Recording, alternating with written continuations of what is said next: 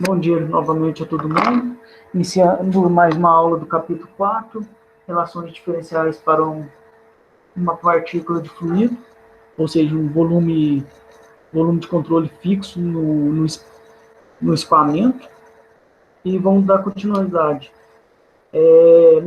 Começando o item 4.7, que é a função corrente, que é simbolizado pelo símbolo psi, pela letra psi grega, e fazemos umas hipóteses para utilizar essa função corrente, que são elas. O escoamento que tem que ser analisado tem que ser sempre bidimensional. O escoamento é incompressível. Escoamento incompressível a gente tira da equação diferencial de massa, que nabla escalar V é igual a zero. E escoamento permanente, sabemos que é derivado de qualquer propriedade em relação ao tempo, é igual a zero. Também tem que ser, quando trabalhamos com função corrente, o escoamento tem que ser irrotacional, ou seja, não tem os efeitos viscosos agindo sobre ele. Então, é o que? É o nabla produto vetorial V. Como ele é bidimensional, essa parcela é igual a zero. A gente pode substituir por zero aqui. Assim,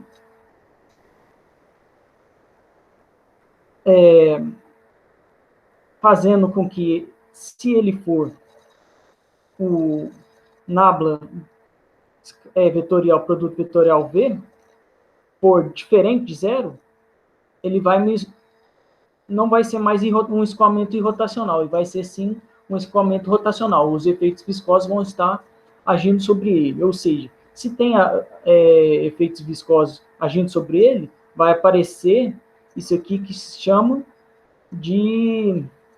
O ômega é velocidade angular. Velocidade angular é a velocidade que rotaciona o vetor local. Então, ele começa a fazer rotacionar o vetor em todos os pontos. Aqui eu coloquei, mas estaria errado, não seria chamado campo de vorticidade, sim o campo de velocidade angular. O campo vou já adentrar mais, campo de vorticidade, que muitos autores utilizam, é o que? É 2 vezes o campo de velocidade angular. É 2 vezes, por causa que eles, na hora de fazer um cálculo que aparece no campo de velocidade angular, sempre um meio. Aí, para substituir esse meio, eles multiplicam por 2. Essa é a única razão que tem o campo de vorticidade e o campo de velocidade angular. Um campo de velocidade angular é metade do campo de vorticidade. Aqui vamos fazer o escoamento englobando um sólido, esse sólido S1. Quando ele passa próximo a... Vamos analisar agora, passando o escoamento próximo a essa fronteira aqui, que está em vermelho, circulado em vermelho. O que nós podemos observar? Que tem essa fronteira S1, uma velocidade V, e temos um componente da velocidade V na normal e uma componente da velocidade V no vetor tangencial. Chamamos isso de condição de aderência, quando o fluido está em contato com o sólido. Quando temos a condição de aderência, o fluido está em contato com o sólido. Então, nós temos o seguinte definição, que não existe, ele é impenetrável, não entra dentro do sólido. Se ele não entra dentro do sólido, o vetor velocidade escalar, a componente normal, unitário, é igual a zero. Ou seja, Não tem um vetor velocidade entrando no sólido. E o escoamento, ele não escorrega, ou seja, ele é nulo. Ele tem a mesma velocidade que o sólido. Se o sólido está com um movimento v, então a velocidade dessa partícula, a velocidade tangencial dessa partícula vai ter a velocidade v. Então, aqui o vetor velocidade escalar, o tangencial, é igual a zero, porque não tem, ele tem a condição de aderência, ou seja, ele não vai escorregar no sólido, ele vai ficar fixo naquela região do sólido. Conseguiram entender ou ficou meio confuso os conceitos?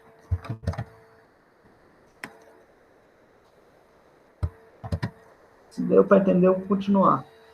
Então, a fronteira sólida, em S1, vai ficar a velocidade, que é a componente da velocidade U em I, mais a componente da velocidade J, não, a componente da velocidade V em J, que é igual a zero.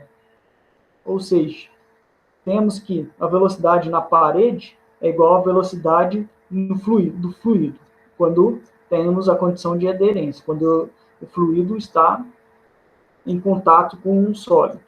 E quando o fluido está no infinito, muito longe do sólido, nós temos a condição de escoamento não perturbado, ou seja, o sólido não perturba o escoamento do fluido, ou seja, ele tem uma velocidade, o fluido tem uma velocidade que tem na componente U, que segue o seu fluxo, e na componente V também, em Y, tem a sua componente V. Ou seja, essas componentes não influenciam, o sólido não influencia o seu escoamento. Então, a minha linha de corrente, psi, está aqui representado por azul. Tenho a minha velocidade v da partícula em cada posição dessa linha de corrente. Ó, eu coloquei várias setas que são as velocidades v. E em cada seta, em cada vetor velocidade, eu tenho um pedacinho de uma linha de corrente. Essa linha de corrente, pedacinho de linha de corrente, eu chamo de vetor ds. E ela é tangente ao vetor velocidade, naquele ponto. Porque esse vetor ds, ele vai, se a linha de corrente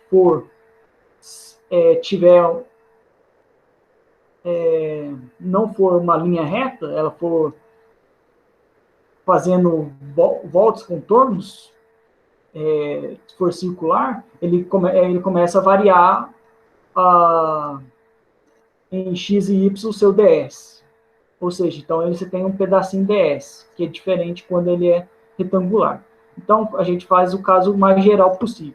Então, a condição de incompressível, que já foi falado da equação diferencial de massa, derivada de U em relação a x, mais derivada de V em relação a y igual a 0. Isso é a equação 1 para a gente. E a condição de irrotacionalidade nabla vetor escalar V é igual a 0. Isso quer dizer que, se eu for fazer o produto vetorial, vai me dar que vai ter somente vetor em Z, que é representado por K, um unitário K, que é derivada de V em relação a X menos derivada de U em relação a Y. Essa fica sendo a minha segunda equação.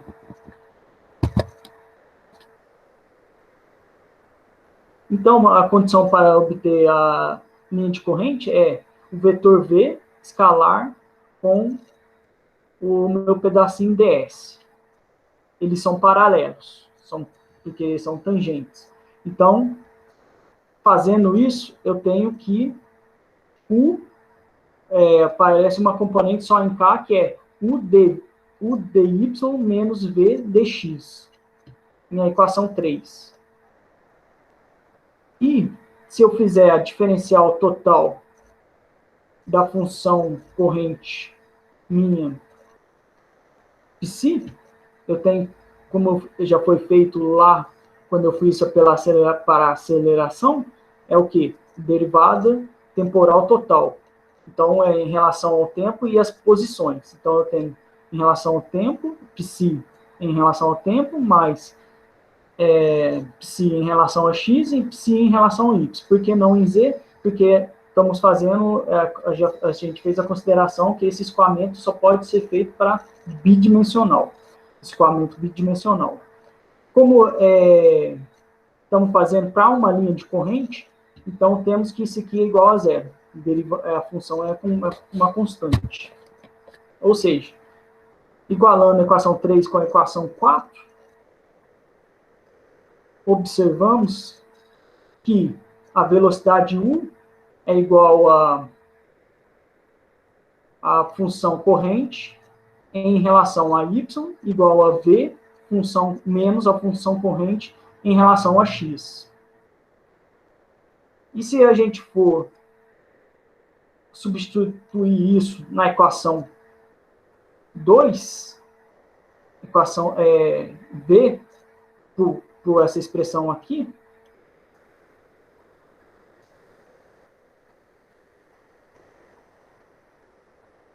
por essa expressão aqui, nós temos que é o quê? Derivada de segunda ordem de π em relação a x, menos derivada de segunda ordem de π em relação a y ao quadrado. Isso me dá, então, que é nabla escalar nabla π. E seria o quê? Seria o meu nabla ao quadrado, que seria minha derivada de segunda ordem de π. Essa equação é chamada de equação de Laplace. Essa é a minha definição de corrente, função corrente.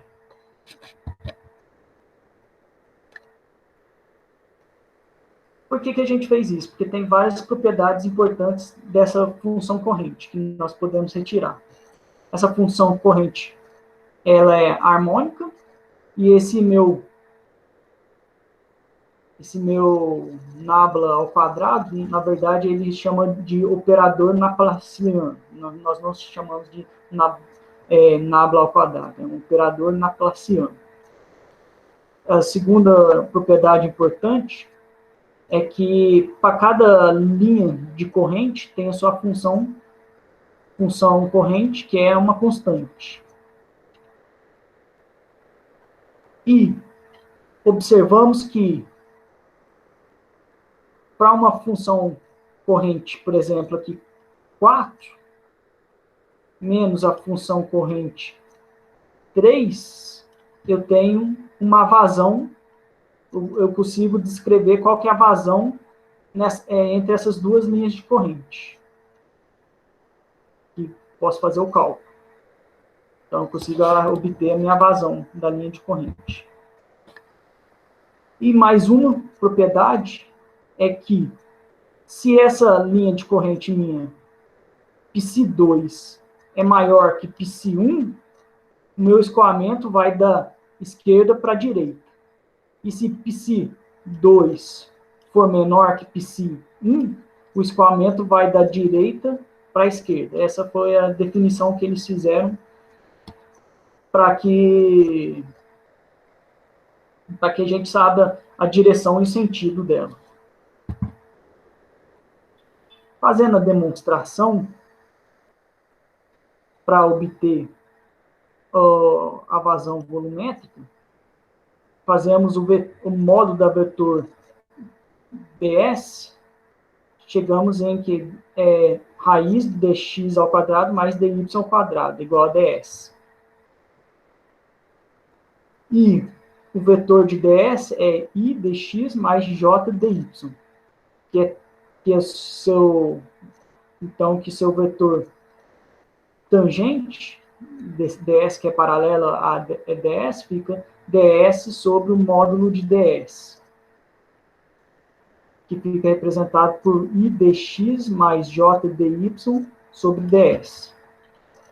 Combinando com o vetor unitário normal, temos que ele é igual a o produto vetorial com a tangente igual a k, e quando é escalar é igual a zero. Ou seja, o vetor normal meu é I, unitário I, derivada de y sobre ds, menos unitário j, derivada de x sobre em relação a s. Então, a vazão através de ds fica v escalar o n, ds escalar 1. Isso me dá a minha função,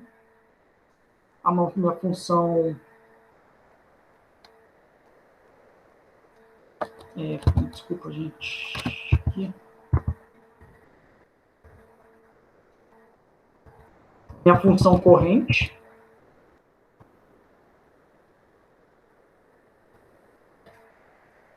escalar ao nabla ds. Ou seja, eu vou ter que isso aqui vai ser o quê? A minha vazão vai ser o π em relação a x mais π em relação a y, que é igual a derivada, que é igual a um dψ. Ou seja, a vazão entre duas funções correntes é igual à integral do π, que é igual ao π de 2 menos π em 1, a função corrente de 2 menos a função de corrente de 1. Fazendo um exercício para vocês consigam observar isso, existe uma função corrente, que as componentes do campo de velocidade são representadas por aqui na verdade é x ao quadrado, tem que arrumar, isso aqui é ao quadrado, e aqui é y ao quadrado. É a componente da velocidade em 1, e a componente da velocidade em v é menos 2xy. E não tem a função corrente, como não é bidimensional, em z, então a velocidade em z é igual a zero. Encontre o que? A função corrente, plote a função corrente e interprete a função corrente. Para encontrar a função corrente, escreve-se U é igual ao que a gente retirou, é π em relação a y. Π em relação a y, da equação U, é ax ao quadrado menos ay ao quadrado.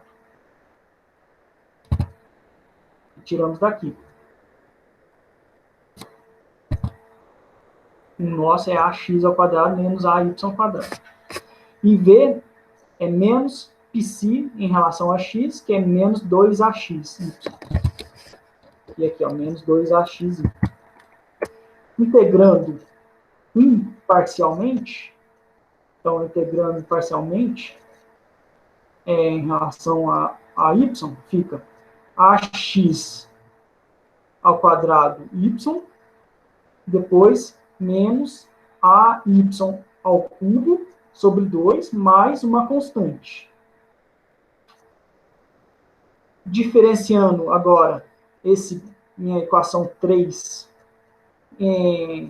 com relação a x, temos que isso aqui fica 2ax, y, mais uma função constante. Porque isso aqui é zero, né? É zero, mas vai ficar uma função em relação a x, que é uma constante. Ou seja, comparando a equação 2 com a equação 3, a equação 2 é essa aqui. Com a equação 3, eu posso falar que esse f' de x é igual a zero. Ou o f é uma constante. a função corrente completa fica, então, determinada pela na função fica assim representado. Se essa aqui, ó, seria isso aqui. Psi ax ao quadrado y mais a ao cubo sobre 3. Que aqui é representado, mais uma constante. Para essa função, faça que a constante é igual a zero, por conveniência. E plote-se a função para valores constantes. Ou seja, como isso aqui um valor constante e o 3 é um valor constante, a gente vai passar para o outro lado da igualdade, ficando com 3x ao quadrado y menos y ao quadrado. Plotando isso, nós temos esse resultado. Ou seja, as minhas linhas, a minha linha de corrente, como ela é, ó, tem a linha de corrente, elas sempre são em 60 graus, ó. Menos A, a minha menos 2A, a minha linha de corrente A, 2A, e elas vão aumentando 60 graus. E você pode observar que não existe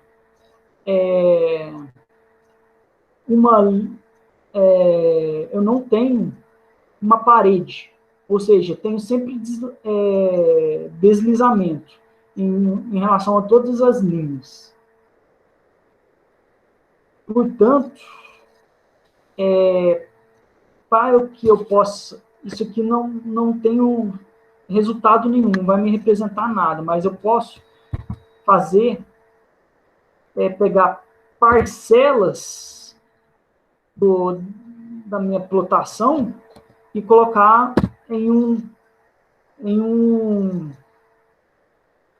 uma determinado escoamento. Por exemplo, se eu tenho um escoamento de 60 graus, olha só ele aqui, primeiro caso. Esse aqui seria o quê? Essa representação aqui, ó. Essa minha primeira representação aqui. Aí, eu consigo lhe falar que esse aqui são as minhas linhas de corrente. Porém, eu posso fazer o quê? Posso também fazer que o escoamento, em vez de ter um canto a 60 graus, eu posso ter esse mínimo, pode ter uma parede arredondada. Portanto, vai assim mesmo continuar tendo essas minhas linhas de corrente. As mesmas linhas de corrente acima, só se a parede for aqui. Aí a linha de corrente, por exemplo, essa linha de corrente abaixo não teria. Ia ter só a segunda e a terceira linha de corrente. Apareceria. E outro caso seria aplicar ela numa parede e essa parede faria com que ela se dividisse o escoamento para dois lados. Seria essa representação aqui do escoamento.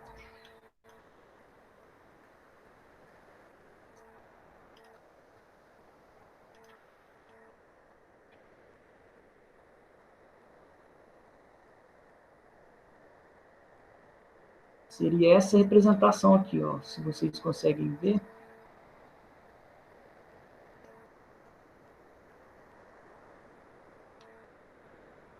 Então, é essa representação aqui do escoamento.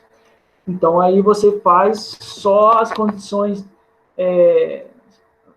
as hipóteses simplificadoras para que você tenha esta função aqui,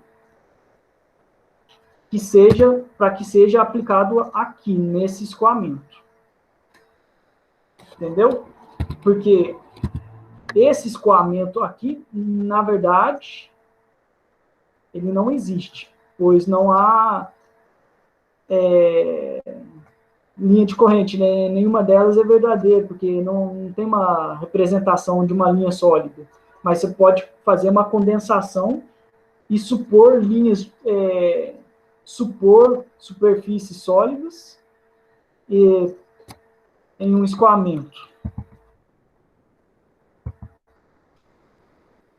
Agora, a gente pode fazer a mesma interpretação, mas não mais para coordenadas x, y, e sim para coordenadas polares.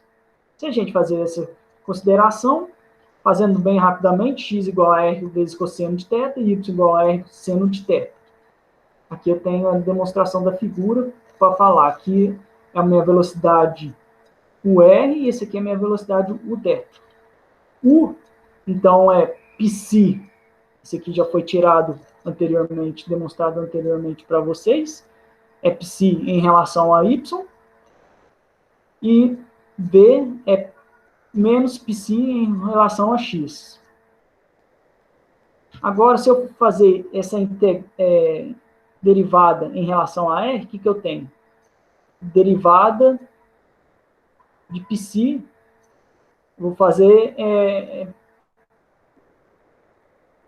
derivada parcial. Derivada de πc em relação a x, então fica derivada de x em relação a r, mais derivada de πc em relação a y em relação a r. Ou seja, πc em relação a x é o quê? Eu já tenho, que é meu v, isso aqui. Então, eu coloco menos v, para que dá πc em relação a x. E derivada de x em relação a r, é só fazer isso aqui. Derivada de x em relação a r me dá o cosseno de θ. A mesma coisa, vamos fazer mais rapidamente. Essa parcela aqui vai me fornecer isso aqui. Ou seja, isso aqui, πc em relação a r, vai me fornecer menos a velocidade u em função de θ. A velocidade em função de θ. Ou seja, se for observarmos,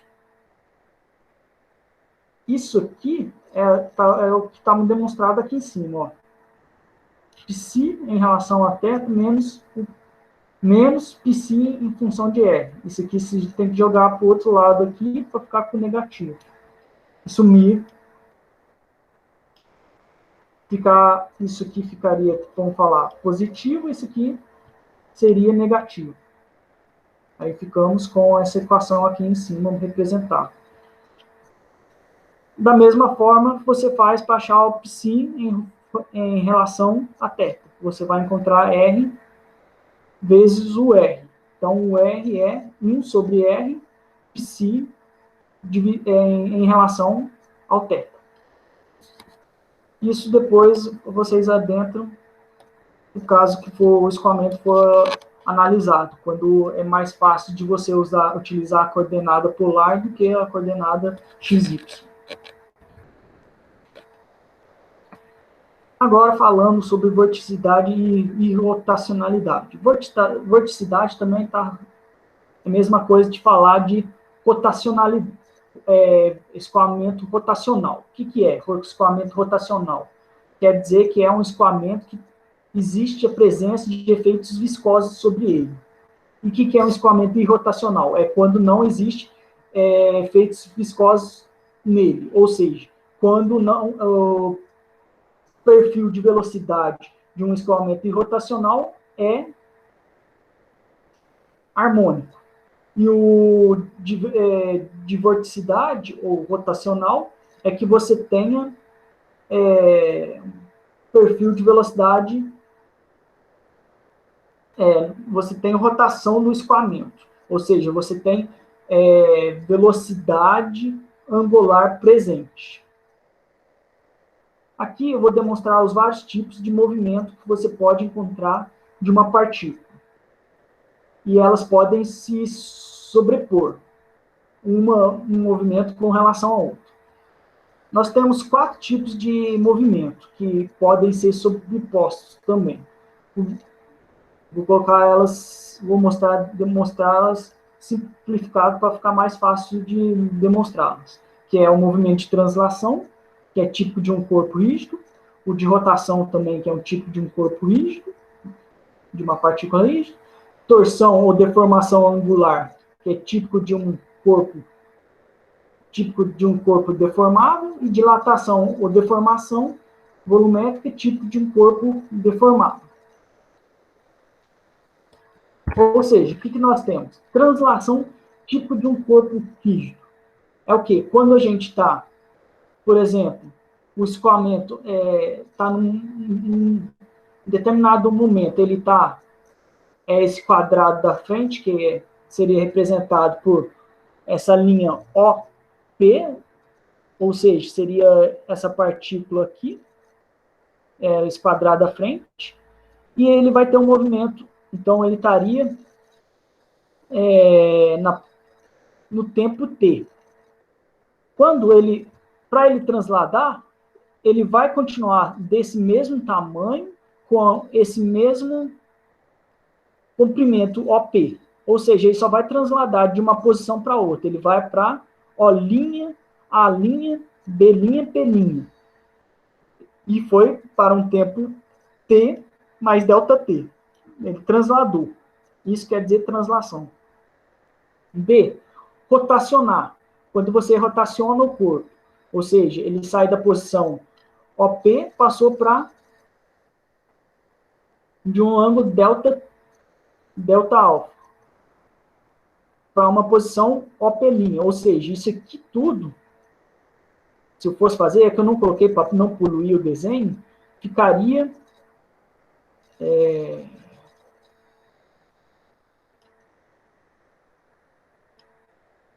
assim, né, mostrado. O quadrado iria sofrer, fica feio demais, mas você iria sofrer uma rotação. Isso aqui seria meu D', aqui o P', né? Aqui o O' continuaria sendo O, e aqui viria a ser meu A'. Isso aqui seria uma rotação, tipo também de um corpo rígido. Torção ou deformação angular é quando você tem que as suas arestas vão sofrer uma deformação angular, uma torção. Ou seja, a minha aresta OA vai sofrer uma deformação e vai vir para OA', posição OA', em T mais ΔT. E OB vai, no tempo T mais ΔT, vai vir para a posição B', por causa que houve uma deformação angular. Ou seja, a minha nova posição P' vai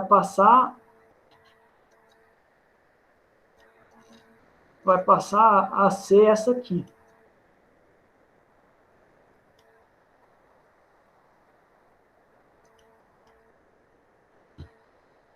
Então, houve uma torção aí, uma deformação angular, tipo de corpo que tenha deformação. E o último tipo de deformação, último tipo de movimento que você pode encontrar é o de dilatação, ou deformação volumétrica, que seria o quê?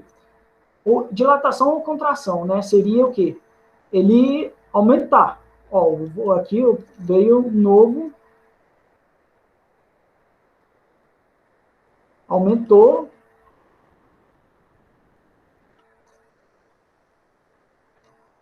nosso volume aqui, por exemplo. Ele poderia ser volumétrico. Aqui eu mostrei só em 2D, mas ele se fosse volumétrico, ele ficaria maior, né? Então, ele passou de O para OP, passou para P', o A passou para B', e o A passou para A'. Houve um aumento do seu volume, ou senão também pode haver uma retração do seu volume. Aqui eu demonstrei que houve um aumento. Então, observações que eu tenho que fazer sobre o que foi falado dos movimentos. Esses movimentos são caracterizados localmente. para partículas de fluidos em torno de um ponto. A gente faz isso em um volume de controle. A nossa análise é num volume de controle fixo. No caso do fluidos, a gente não está interessado na deformação que ele sofre, e sim na sua taxa de deformação. Então, é deformação pelo tempo que a gente está interessado em saber. Então,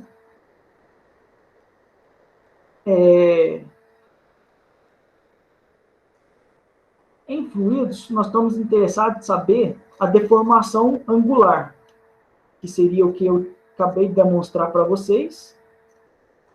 Essa deformação angular, ela vai me representar a minha tensão de cisalhamento. Que se for para um fluido newtoniano, nós temos que ela, que eu já mostrei para vocês, tensão de X ela é proporcional à sua taxa de deformação, que é o quê? Derivada de U em relação a Y menos derivada de V em relação a X. Aqui é mais, desculpa. É isso aqui. Então, a gente está interessado nessa deformação aqui, na deformação angular. A velocidade do fluido, nós sabemos que é isso aqui, as componentes do campo de velocidade do fluido.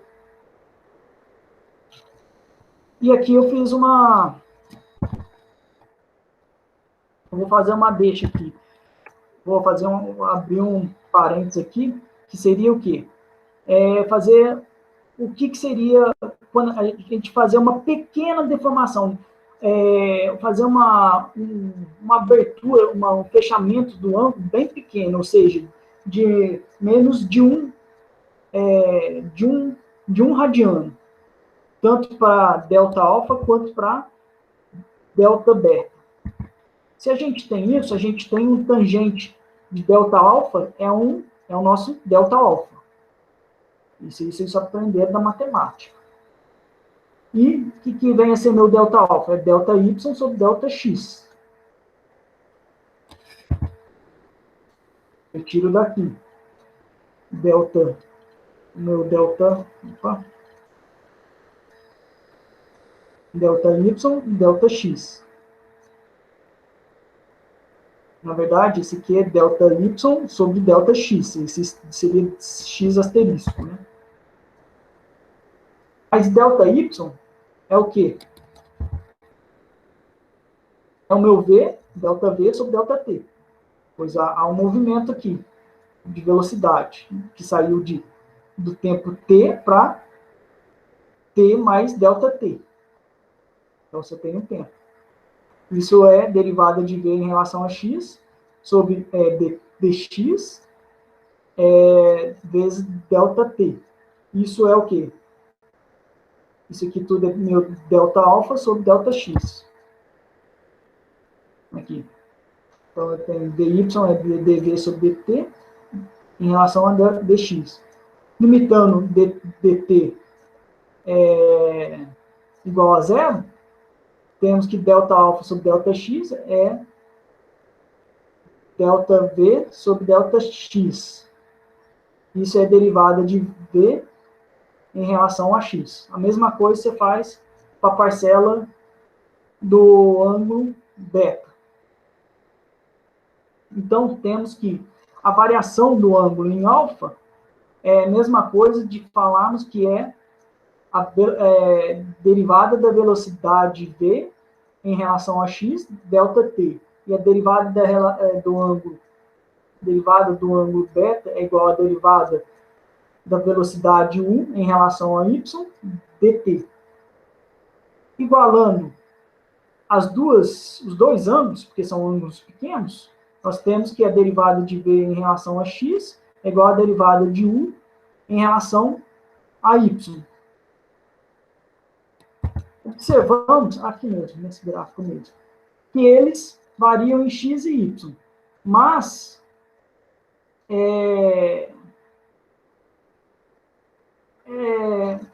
eles estão, essa velocidade é uma velocidade angular. Essa velocidade angular é com relação ao eixo K. Então, por isso que eu coloquei aqui já.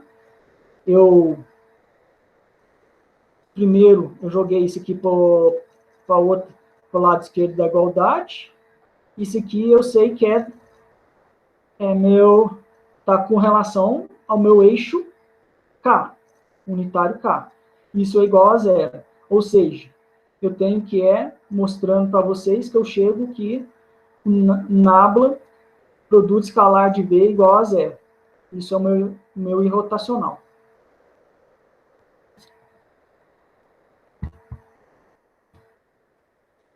Assim, eu tenho que meu velocidade angular é meio de representado pela rotação anti-horária de duas linhas, AO e OB. Então, o que eu tenho? Se ele está rotacionando em Z, eu tenho a taxa média que eu quero, então eu tenho aqui taxa do ângulo alfa e do ângulo beta. Mas eles são anti-horários.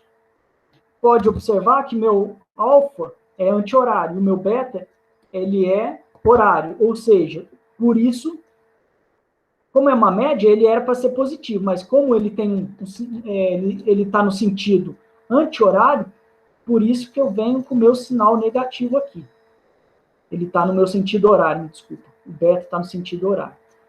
E isso, já sabemos que a derivada de alfa em relação a t é minha derivada de v em relação a x, que é menos derivada de u em relação à derivada de y. Eu posso fazer isso para as demais outras velocidades angulares para os outros eixos, eu tenho essas representações.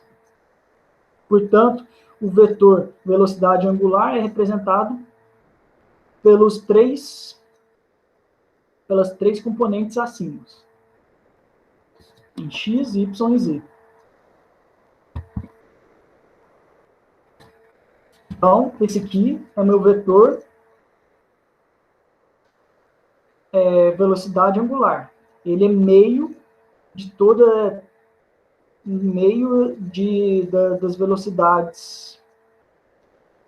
das velocidades. Portanto, o que foi feito? Multiplicou por 2 a velocidade angular que eu chamo isso aqui de vetor vorticidade, ou seja, meu campo vetorial. Esse meu campo vetorial me dá o que é o gradiente nabla produto vetorial, o vetor V. E quando se eu for fazer, vai me dar isso aqui, vai fornecer isso aqui. Esse produto me fornece isso aqui. Isso aqui não é meu ômega. Observar que isso aqui não é meu ômega. Meu ômega é 1 sobre meio. Então, 1 sobre meio seria o meu ômega x. Mas, quando eu multiplico isso aqui por 2, isso aqui cancela, ficando somente com essa parcela mesmo que eu tenho, que é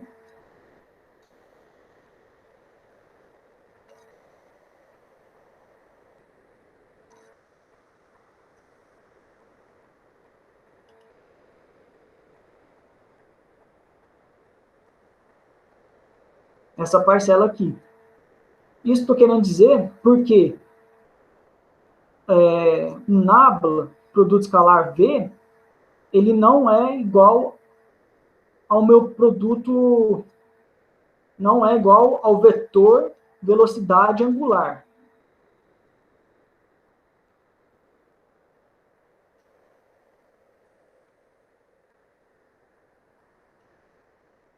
Isso aqui não é...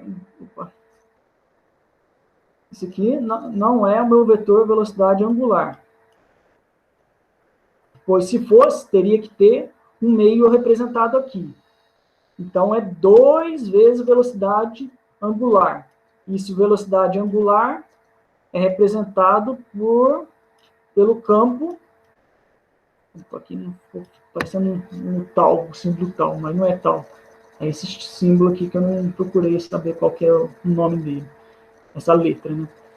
Que é o campo de vorticidade. E quando o campo de vorticidade é igual a zero, quer dizer que é um escoamento irrotacional, ou também conhecido como potencial. Tudo bem, gente? Alguém ficou com alguma dúvida?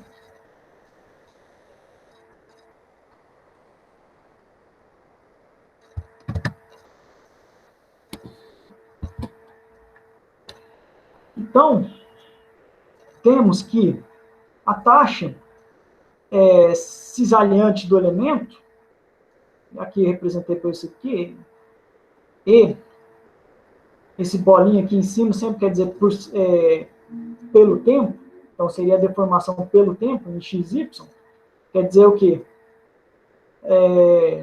Essa definição é o quê? É a taxa de aproximação angular das linhas inicialmente perpendiculares. Quanto que ela deformou as linhas que estavam na perpendicular? Seria derivada de alfa em relação ao tempo, mais derivada de beta em relação ao tempo, que seria a derivada de 1 em relação a y, mais derivada de v em relação a x. Isso me dá lá, que eu mostrei para vocês em slide anterior que eu escrevi, para fluido newtoniano, que fornece esse resultado.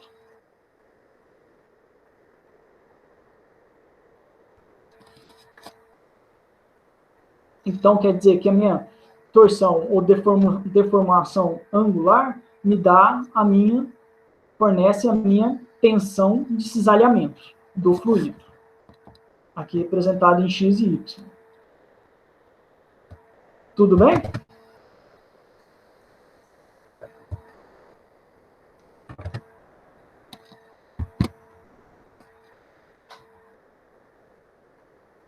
Passando mais um pouquinho para frente.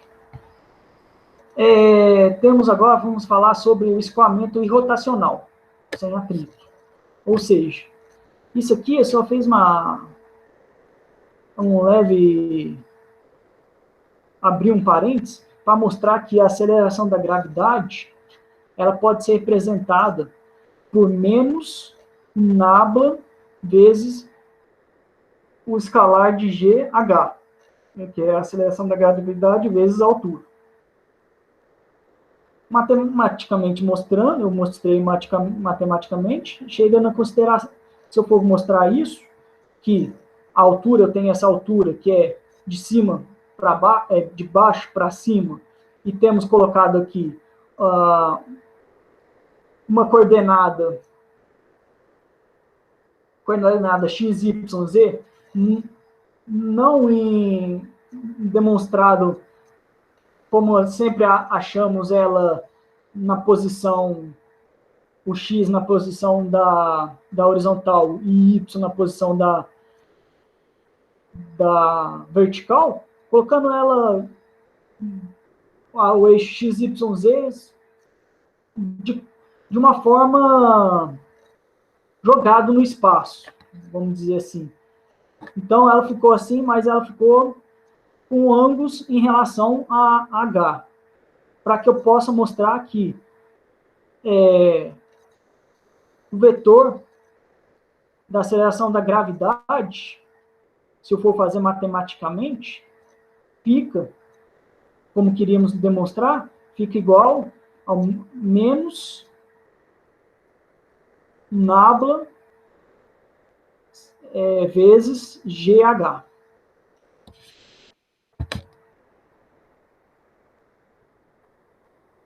Então, fazendo algumas simplificações aqui, pegando conhecimento para trás que a gente fez desse capítulo para ser aplicado aqui, temos que isso aqui é o quê? Isso aqui vem de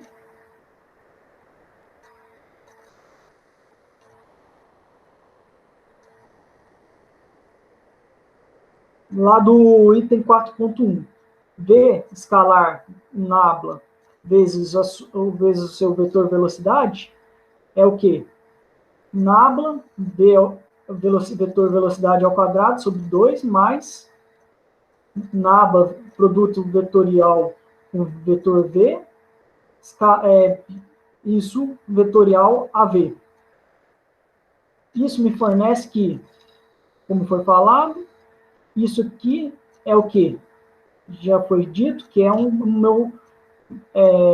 meu campo de vorticidade, que está aqui representado, abaixo representado. Então, é um produto vetorial V.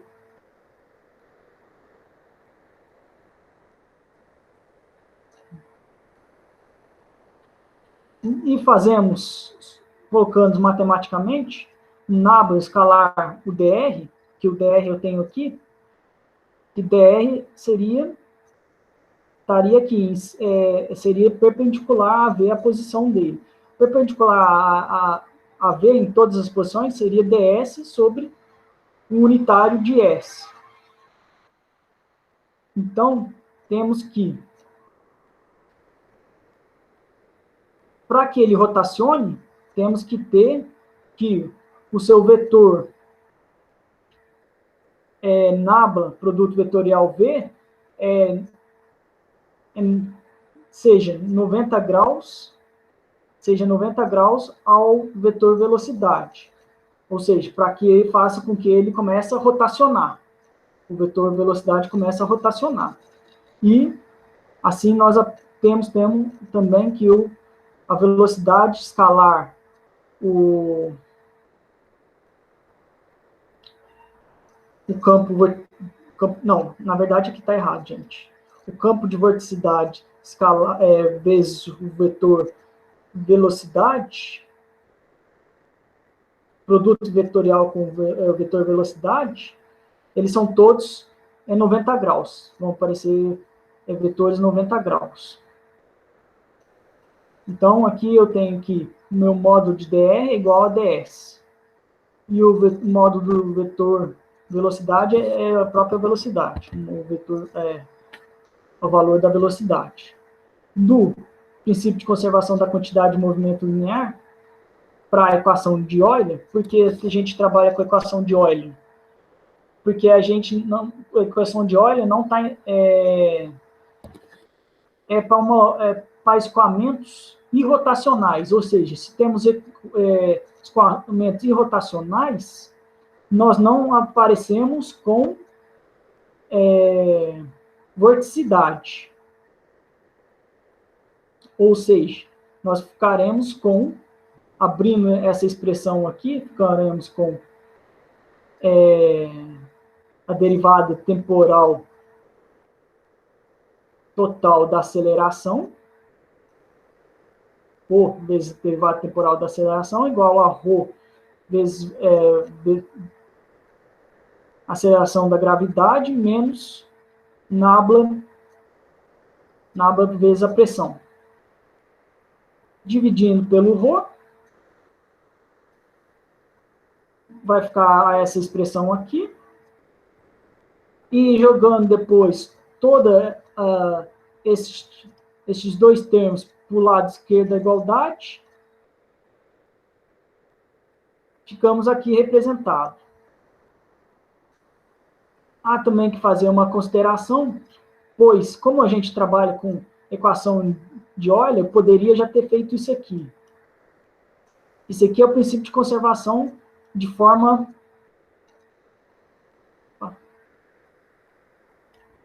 generalizada. Como trabalhamos com a equação de Euler, isso é igual a zero. Então, essa minha parcela não aparece aqui. Depois eu tenho que arrumar.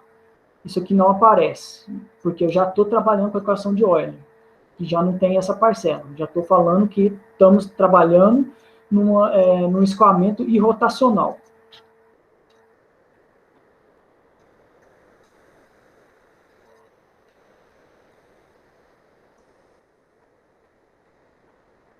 Aqui, eu pego lá da minha demonstração, eu sei que isso aqui é meu nabla GH.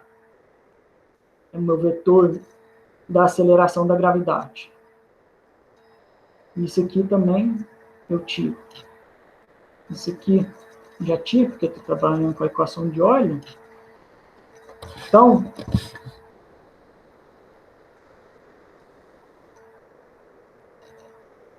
eu fico com a equação aqui representada.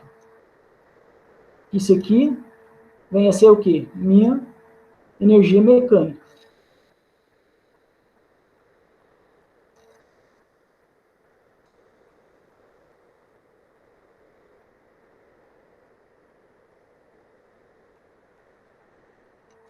Aqui ele faz uma dentra, porque agora que ele vai retirar essa parcela aqui da irrotacionalidade. Mas quando eu falo em equação de Euler, já estou falando que é irrotacional. Vou ter que então arrumar os slides antes de enviar para vocês. Aqui eu venho então e apareço com o quê? Com um escalar de dr. Apareci com um escalar de dr dos dois lados. Por que eu fiz isso? Porque para depois aparecer com o meu ds, que vem daqui, né? dessa igualdade aqui. E representa que é a derivada de uma determinada propriedade em relação a S ds. Então, se eu fazer aqui, eu fico com essa igualdade. Derivada. Então, simplificando mais ainda, fico dessa forma, e integrando, fico com a forma de Bernoulli, que é o quê? Equação, eu vou integrar numa mesma linha de corrente, de um ponto 1 até um ponto 2. Então, a equação de Bernoulli, eu sempre uso numa mesma linha de corrente, de um ponto 1 até um ponto 2, ou seja, de um ponto em que T é um determinado T até um ponto 2 com T mais ΔT. Isso chegando à equação de Bernoulli para um escoamento não permanente. Por que não permanente? Porque a velocidade ainda varia com o tempo. Temos a propriedade variando com o tempo. Então, as hipóteses simplificadoras que foram feitas nessa equação de Bernoulli foi o quê? Escoamento incompressível, escoamento vale ao longo de uma linha de corrente, foi desprezado os efeitos viscosos, ou seja, efeitos viscosos, estou falando em escoamento irrotacional ou potencial, e escoamento em regime não permanente. Ficou claro para vocês? Como é que eu chego em equação de Bernoulli e quando é que eu tenho que considerar Bernoulli? Em que caso que é considerado Bernoulli? Não é em todos os casos do escoamento que eu posso considerar Bernoulli, entendeu? Eu tive que demonstrar como é que eu chego em Bernoulli, que é uma equação muito famosa, mas a equação de Bernoulli ela não pode ser usada em todas as equações, entendeu? Eu fiz e demonstrei as simplificações que foram feitas e coloquei aqui como hipóteses simplificadoras, em onde que é utilizado a equação de Bernoulli. Bom, gente, só para fechar, para depois eu demonstrar os casos que eu vou utilizar todas essas coisas que eu venho falando aqui, mostrar os escoamentos potenciais em planos e também escoamentos incompressíveis, viscosos, na próxima aula. Eu vou ter que terminar esse próximo item aqui. Não, que faz parte ainda do item, que é falar sobre a função potencial. Eu mostrei a função corrente e agora a função potencial de velocidade, que é representado por zero traço, que é XYZT. Por que a gente vai utilizar essa função potencial? Ela é utilizada para substituir matematicamente, em vez de a gente trabalhar com várias funções, várias velocidades, várias incógnitas de velocidades, a gente entrar com velocidade U, V e W, a gente entra apenas com essa função potencial, que é zero traço. Zero traço não. Zero cortado, né? Seria o meu zero cortado aqui.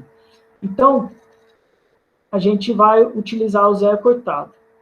Então, a gente, em vez de trabalhar com três incógnitas, U, V e W, a gente trabalha com uma incógnita, que é a minha função potencial. Você pode observar que a minha função potencial está nas três coordenadas. Então, o que quer dizer minha velocidade? Minha velocidade V, campo de velocidade, é a mesma coisa que quer dizer que é o meu nabla vezes minha função potencial. Em caso de 2D, nós podemos falar... Por que eu falo em caso 2D? Porque essa função potencial, ela pode ser utilizada tanto para caso 2D, 1D, 3D. E a minha função corrente, ela é utilizada apenas para a função 2D. Então, em caso de quando ela é 2D, então a gente pode usar função corrente e função potencial juntos. Temos que a função potencial em relação a x, que é igual a u, é igual à função corrente em função derivada em relação a y. E a mesma coisa, a função corrente em função potencial em função de y é igual a v, menos a derivada da função corrente em relação a x. Isso aqui é denominado de equação de Cauchy-Riemann. Também foi feita a mesma coisa para coordenadas polares. Observa-se que quando trabalhamos em 2D, as equações, as linhas de corrente, aqui representadas, elas são sempre, podem ser ortogonais às linhas potenciais.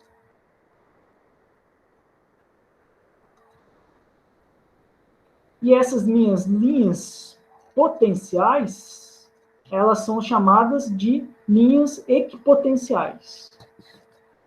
A mesma coisa eu estou fazendo aqui para coordenadas, estou demonstrando aqui minhas coordenadas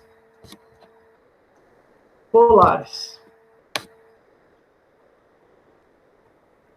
Então, para demonstrar essa relação, quando a gente faz a função corrente e a função potencial, temos que, para correlacioná-las, que a derivada de y em relação a x da função corrente constante é igual a menos 1 da derivada de y em função de x da função potencial constante.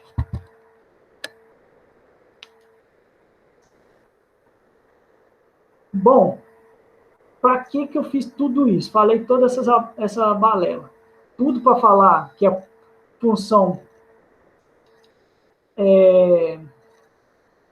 função potencial, ela pode ser trabalhada, ela é uma função escalar, um produto, ela é um campo escalar, e ela substitui três incógnitas do vetor velocidade, que pode ser demonstrado aqui. Aqui, ó, aqui eu estou trabalhando com ela em um vetor velocidade, mas quando eu substituo ela, considero ela uma equação de Euler, eu posso substituir o vetor velocidade, que vocês sabem, pelo vetor velocidade vetor velocidade é nabla vezes a função potencial. Ou seja, vou ter isso aqui, demonstrado. ds, o que resulta que a minha função do princípio de conservação da quantidade de movimento linear, quando tinha três incógnitas, posso representar ela em apenas uma incógnita, que seria o tempo, pois a função potencial ela é um escalar, não é um vetor, como é a velocidade. A velocidade é um vetor, que é em função de x, y e z. Então, aqui, muitas vezes eu trabalho com as equações, os princípios de conservação, com a função potencial, pois ela é mais fácil de se resolver, por causa que ela trabalha apenas com uma função, que é o tempo. Essa aqui é a equação de Cauchy-Lagrange. E a função potencial de velocidade é relacionada com a equação da continuidade. Como é que ela é relacionada? Aqui demonstrado. Equação de continuidade. Isso aqui, quando é incompressível. Aí eu tenho que isso aqui posso demonstrar pelas três variáveis ou por uma incógnita, que é a função potencial. Bom, por hoje era só isso. Alguém ficou com alguma dúvida?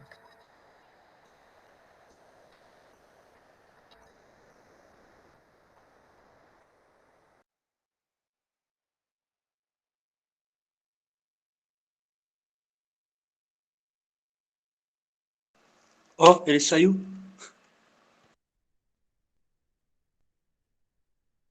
Digo mesmo. Acho que ele tá puto com nós. Caralho. Ele tá puto. Caralho, Mas deixou era ele trabalhando. Doideira. Olá.